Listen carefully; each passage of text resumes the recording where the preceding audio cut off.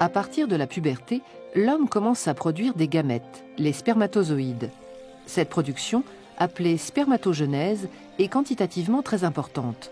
Plusieurs centaines de millions de spermatozoïdes sont fabriqués chaque jour. C'est dans les testicules que la spermatogenèse a lieu. Ces organes sont constitués de tubes séminifères pelotonnés. La spermatogenèse commence par la division de cellules souches appelées spermatogonies. Elles forment des spermatocytes. Chaque seconde, des milliers de spermatocytes sont formés. Leur production est permanente. Ces spermatocytes se divisent à leur tour et forment des spermatides qui pourront se différencier progressivement en spermatozoïdes. Il faut 72 jours pour qu'un spermatozoïde soit constitué. L'ensemble de ces phénomènes a lieu dans les tubes séminifères. Les spermatogonies se trouvent en périphérie et plus les divisions et la différenciation en spermatozoïdes progressent, plus les cellules migrent vers le centre du tube. Lorsque les spermatozoïdes sont formés, ils se détachent de la paroi interne du tube et sont expulsés vers l'épididyme par des contractions du testicule où ils seront stockés. Une hormone sécrétée dans le sang par certaines cellules du testicule, les cellules de Leydig, est indispensable pour que la spermatogenèse se déroule dans les tubes séminifères. Cette hormone, appelée testostérone, est libérée dans le sang à concentration globalement constante.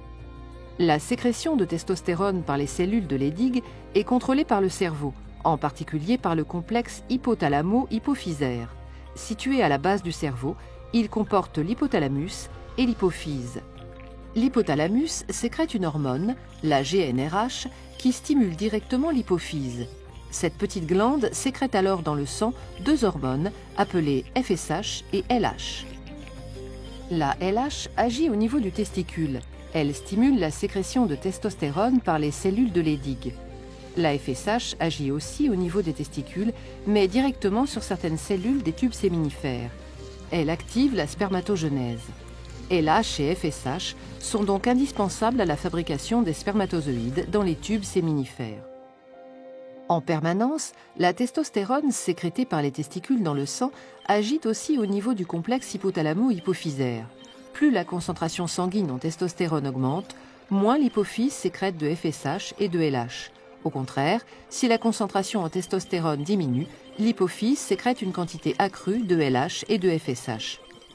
Ce phénomène est qualifié de rétrocontrôle négatif exercé par le testicule sur le complexe hypothalamo-hypophysaire.